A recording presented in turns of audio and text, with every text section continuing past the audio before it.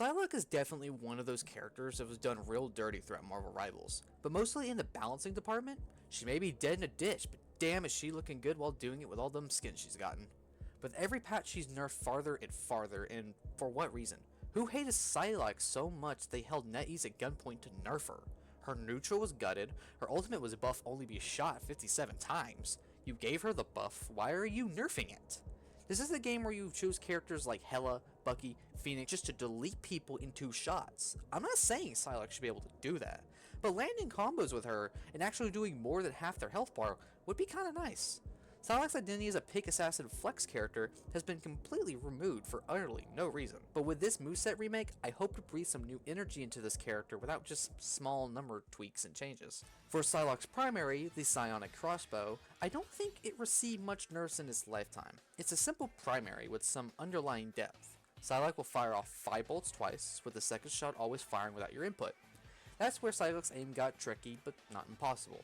Good tracking and body shots are your friends with this crossbow, but I wanted to add a little extra spice. On successful hits with the crossbow, Psylocke's melee will receive a quick small damage boost. With this, it pushes Psylocke to weave in melee swings quickly and be near her target. It's of course small, but it might be what you need to finish an opponent off, and you either have no dashes left or you don't want to waste them. Just a small quality of life change to show off some mechanical skill and push Psylocke closer into being an actual 5-star hero. For Psylocke's first ability, but pretty much her secondary, we have the wing shurikens. Now these things have been nerfed a bunch over the seasons, but I think it's just tacky to send them back to their original damage and just say job done. Now, with the shurikens, you no longer have to recall the shurikens back after 3 seconds. This opens the door to leave them stuck in an opponent and then line up your next shot to hit someone else. Keep in mind the armor will still fade over time.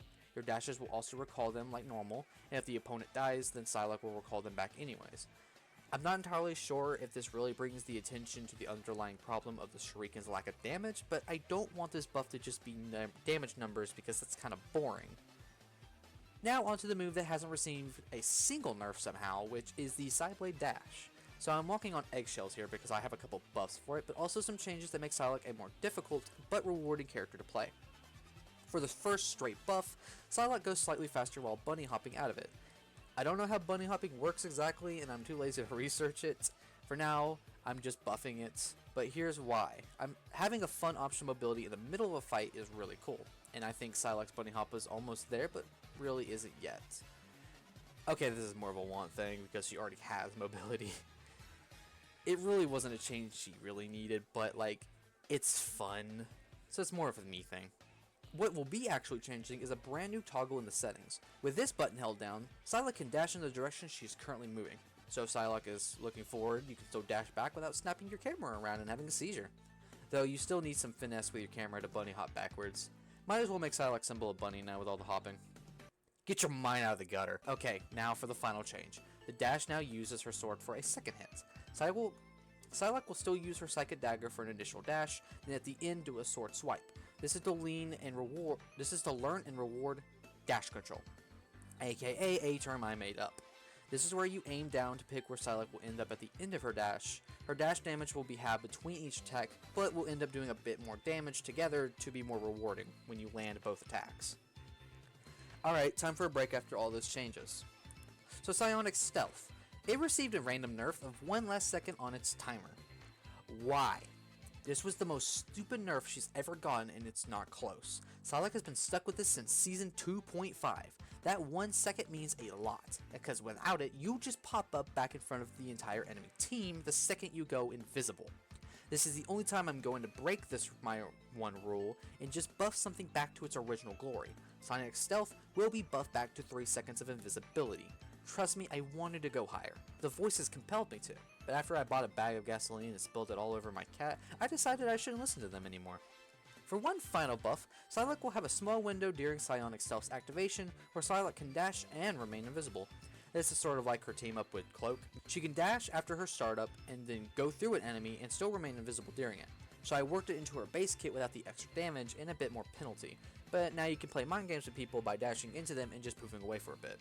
Now that's all Psylocke's base kit changes. I wanted to push her back into the assassin role without just straight up buffering her numbers, except that one time, but instead giving her incentives to go for the flank and more mind games to play on her opponents. It isn't always about getting the kill, you take their attention away. They are as good as dead to their team. So having options that forces the enemy to peel their eyes away from the important goal is what we're going for.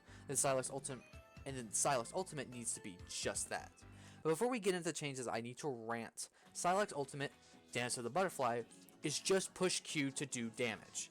I get why it keeps getting nerfed. Even if that removes the cool tactics I like to use by killing certain supports through their ultimates. But really, Psylocke's current ultimate does not mesh well with her kit. Assassin Samurai Ninja that takes out key targets with precision and timing. Big damage circle. How do you even work Psylocke's current ultimate into something that takes skill and flows well into her identity? Nobody even likes this ultimate. So instead of taking a broken piece and fitting it into our two-piece puzzle, let's make a new one. Psylocke's new ultimate is called the Duel of the Butterfly. When fully charged, Psylocke can select someone from the enemy team to have a 1v1 duel with. This is going to be complicated, so grab your favorite Goofy plushie because we're going in deep. Get your mind out of the gut. The ground rules for this ultimate is Psylocke will select an enemy by looking at them, like Loki's pretty much, and is unable to damage them until the duel starts. You can give her a double click if you want, so no accidental misinputs, because that never happens. You have to be close to select them, and once selected, the enemy will see pink glowing butterflies around their feet as a warning.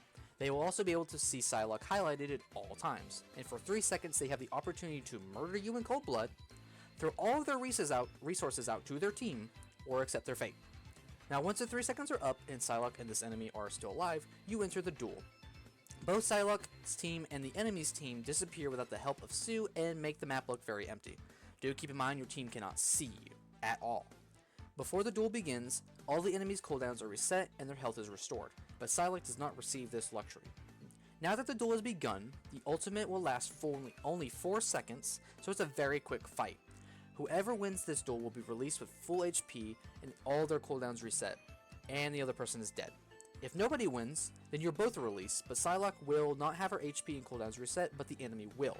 There are 2 ways to escape this ultimate, by winning the duel or by running for your life.